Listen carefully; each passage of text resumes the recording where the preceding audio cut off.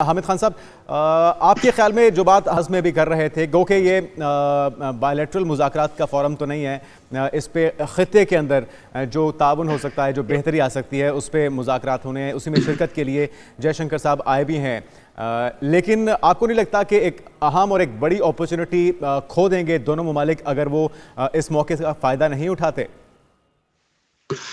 بہت شکریہ جنید۔ دیکھیے بات یہ ہے کہ یہ جو اپرچونٹی ہے، اس کا سارا انحصار جو ہے وہ بھارتی حکومت اور اس کے رویے پر ہے۔ انہوں نے آنے سے پہلے بھی یہ واضح کیا، اور اس سے پہلے بھی جے شنکر جس انداز کے بیانات دے کر آئے، میں نے پہلے ہی کہا کہ میں اتنی زیادہ امید یا توقعات نہیں رکھتا اس دورے سے کہ کوئی بھی باہمی امور کے مذاکرات ہو سکیں گے پاکستان اور بھارت کے درمیان۔ ہمیں یہ بات ذہن میں رکھنی چاہیے جنید کہ یہ جو بھارتی وزیر خارجہ یہاں پر آئے ہیں جے شنکر، یہ بنیادی طور پر ایک بھارتی حکومت جو اس دباؤ میں ہے، جس کے اندر اس کو مجبوری تھی یہاں پر اپنا کوئی نہ کوئی بڑا نمائندہ بھیجنا، کیونکہ اس کو پتا ہے کہ یہ ایک بہت بڑا پلیٹ فارم ہے پاکستان کو۔ مجبوری تو چلے مان لیا ہے ان کا اس اجلاس میں شرکت کرنا، وہ اس اجلاس سے خود کو سائیڈ پہ نہیں رکھ پائے ہیں، لیکن اگر ہم دیکھیں تو بھارتی عوام جو ہیں وہ بھی پاکستانی بھی ایک دوسرے سے میل ملاقات رکھنا چاہتے ہیں، تعلقات کی بہتری چاہتے ہیں، اور مفادات عوام کے دیکھے جاتے ہیں۔ اگر آپ اسٹیٹ لیول کے کوئی ایسے دیکھیں معاہدے کیے جاتے ہیں یا اس طرح کی کچھ چیزیں کی جاتی ہیں تو عوام کو سب سے پہلے مد نظر رکھا جاتا ہے۔ اگر دونوں سائیڈز کی عوام یہ چاہتے ہیں تو پھر وجہ کیا ہے اس سب مہری کی، یا پھر کیوں آپ دیکھ رہے ہیں تناؤ کا شکار ہیں دونوں ملک ایک دوسرے کے تعلقات کو لے کر، بہتری کیوں نہیں ہو پاتی ہے؟ پھر پیچھے وجہ کیا نظر آتی ہے؟ اشال دیکھیے 2006 میں مجھے خود انڈیا جانے کا اتفاق ہوا، اور وزیر اعظم منموہن سنگھ کی انویٹیشن پر ہم انڈیا گئے کانفرنس میں شرکت کے لیے۔ اس دور کے بھی انڈیا میں بھی اور آج بھی ایک چیز تو کامن ہے، اور وہ یہ کہ دونوں سرحد پار اور ادھر کے عوام سے ایک دوسرے کے ساتھ بہتر دوستانہ تعلقات چاہتے ہیں۔ بدقسمتی یہ ہے کہ 2014 سے بعد کی جو مودی حکومت آئی ہے، اس نے تو تمام بیانیاں ہی پاکستان دشمنی اور پاکستان مخالف سیاست کے اوپر رکھا ہے۔ اس نے تینوں الیکشن بھی پاکستان مخالف بیانیے کے اوپر ووٹ کی بنا پر جیتے ہیں۔ بدقسمتی سے جب حکومتی یا سرکاری سطح کے اوپر ایک ملک کے ساتھ اس انداز میں تنازعات کو شروع کر دیا جائے تو پھر عوام کے قریب آنا یا عوام کی خواہشات جو ہیں دونوں ممالک کی، وہ پیچھے رہ جاتی ہیں۔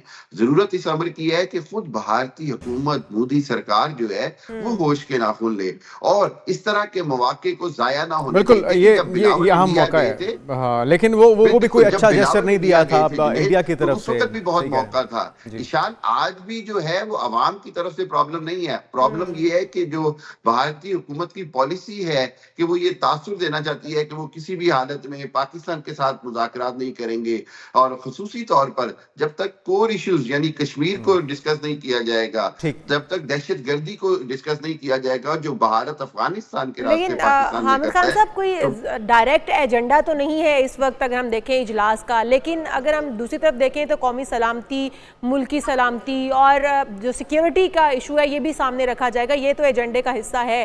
آپ سمجھتے ہیں کہ خطے کے اندر جو اس وقت صورتحال درپیش ہے، ہمیں دہشت گردی کی بات کر لیں یا پھر جنگ بندی کی بات کر لیں، کشمیر کے اندر جو صورتحال ہے اس کی بات کر لیں، تو اس فورم پر یہ بات رکھنا بہت ضروری ہے؟ ایجنڈا نہ ہونا ایک الگ بات ہے، لیکن سیکیورٹی اور امن و امان کی صورتحال تو قائم کرنی ہے مشترکہ۔ یہ تو ہمارا ہمارا میرے خیال میں منشور بھی یہی ہونا چاہیے۔ بالکل دیکھیے ایس سی او کا بنیادی جو مقصد ہے نا وہ ہے اکنامیکل کوآپریشن، معاشی تعاون۔ تو اس حوالے سے تمام ممالک کو یہ بار بار باور کرا دیا جاتا ہے کہ آپ نے باہمی جھگڑا یا باہمی جو کوئی بھی ایشوز ہیں اس کو اس پلیٹ فارم پہ ڈسکس نہیں کرنا۔ چائنا کی طرف سے یہ بہت زیادہ کوشش رہتی ہے کہ کسی بھی انداز میں کوئی بھی کنفلکٹڈ یا کوئی متنازع حامد خان صاحب ہمارے ساتھ رہے گا۔ کرغزستان کے اس وقت پرائم منسٹر پہنچے ہیں، ان کا استقبال کیا جا رہا ہے۔ نور خان اس پہ مناظر آپ کو ہم دکھا رہے ہیں۔ شنگھائی تعاون تنظیم کے اجلاس میں شرکت کے لیے مہمانوں کی آمد کا سلسلہ آج بھی جاری ہے۔ قازقستان، کرغزستان، تاجکستان، ازبکستان، یہ تمام سینٹرل ایشیائی ممالک ہیں جن کے سربراہان پاکستان پہنچ رہے ہیں یا پہنچ چکے ہیں۔ وزیر توانائی اویس لغاری صاحب انہیں ریسیو کرنے کے لیے پہنچے ہیں ازبکستان کے جو پرائم منسٹر ہیں وہ آج پہنچے ہیں. اس سے پہلے گزشتہ روز ہم نے دیکھا کرغزستان کے، تاجکستان کے، آذربائیجان کے اور جو سینٹرل ایشیائی ممالک ہیں ان کے سربراہان پہنچے تھے. اور اس وقت نور خان ایئر بیس سے مناظر آپ کو دکھائے جا رہے ہیں. اویس لغاری صاحب نے ریسیو کیا انہیں، اور ازبکستان کے پرائم منسٹر جنہیں ریڈ کارپٹ ریسیپشن دیا جا رہا ہے، اسی طرح کا ریسیپشن دیا گیا ہے تمام معزز مہمانوں کو ہم نے، اور کھلے دل کے ساتھ جس طرح سے ہم بار بار کہہ رہے ہیں کہ تمامی مہمان ہیں ان کا استقبال جاری ہے. اور ہم نے جو ہمارے ہمسایہ ملک بھارت ہے ان کے جب وزیر خارجہ پہنچے تھے تو چھوٹے بچوں نے گلدستے انہیں پیش کیے، بچہ اور بچی وہاں پر موجود تھے، تو ہم نے تو اس میں کوئی کسر نہیں چھوڑی. اب باری ہے دوسری طرف سے بھی اسی طرح سے گرم جوشی کا مظاہرہ ہم توقع رکھتے ہیں کہ ہو، اور اس موقع کا فائدہ اٹھانا چاہیے. مناظر آپ کو دکھائے جا رہے ہیں. مہمان گزشتہ روز بھی آتے رہے اور یہ سلسلہ ہفتے بھر سے جاری ہے. اس سے پہلے ایک تجارتی جو وفد تھا 100 تقریباً 37 ارکان پر مشتمل سعودی عرب کا وفد آیا تھا. اس کے بعد جو دوسرا بڑا وفد تھا وہ 76 رکنی وفد تھا رشیا کا. 15 سے زیادہ ارکان موجود تھے چائنا کے وفد میں، اور اسی طرح سے اور اس وقت تمام ممالک جس طرح سے جمع ہوئے ہیں اور جس طرح سے ان کا کردار ہے وہ بہت ہی اہم ہے. ہم اپنے مہمان کو ساتھ حامد خان صاحب ہمارے ساتھ موجود ہیں. حامد خان صاحب، اگر ہم پوٹینشیل کی بات کرتے ہیں، اگر اس بلاک کی بات کی جائے، اگر صرف اور صرف جو روڈ ہے اسے ہی کھول دیا جائے، ٹریڈ کو یقینی بنا لیا جائے، جو سیاحت ہے اسے یقینی بنا دیا جائے، تو کتنا بڑا فائدہ ہو سکتا ہے اس پورے خطے کا، اس پورے بلاک کا؟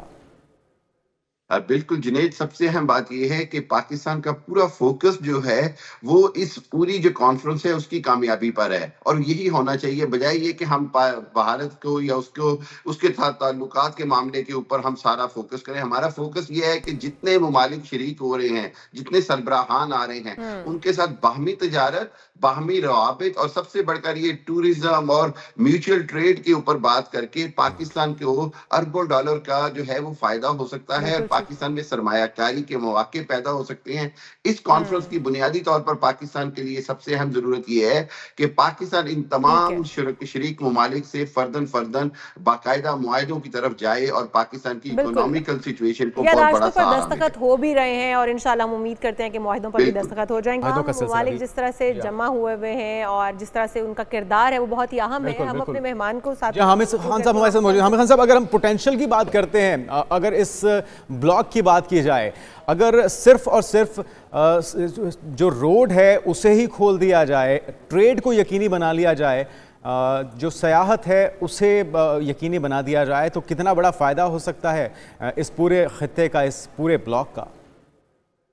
بالکل جنید، سب سے اہم بات یہ ہے کہ پاکستان کا پورا فوکس جو ہے وہ اس پوری جو کانفرنس ہے اس کی کامیابی پر ہے، اور یہی ہونا چاہیے، بجائے یہ کہ ہم بھارت کو یا اس کے ساتھ تعلقات کے معاملے کے اوپر ہم سارا فوکس کریں. ہمارا فوکس یہ ہے کہ جتنے ممالک شریک ہو رہے ہیں، جتنے سربراہان آ رہے ہیں، ان کے ساتھ باہمی تجارت، باہمی روابط، اور سب سے بڑھ کر یہ ٹورزم اور میوچل ٹریڈ کے اوپر بات کر کے پاکستان کو اربوں ڈالر کا جو ہے وہ فائدہ ہو سکتا ہے، پاکستان میں سرمایہ کاری کے مواقع پیدا ہو سکتے ہیں.